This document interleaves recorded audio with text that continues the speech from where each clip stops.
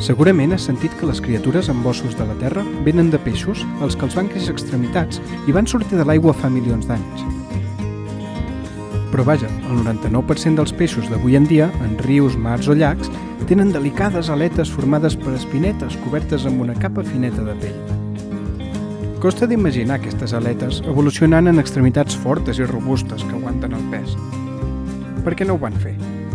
Resulta que les que ho van fer eren d'un peix molt més remot. Molt aviat, evolutivament parlant, els peixos ossuts es van separar en dos grups, els que tenien les fines aletes d'espines i els que tenien apèndixs més carnosos que cobrien els ossos que tenien a dins.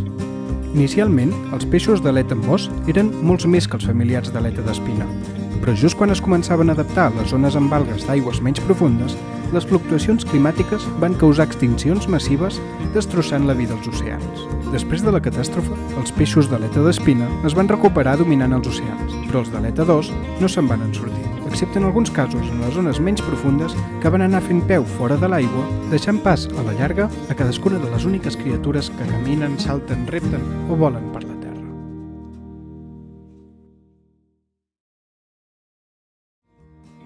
M'agrada.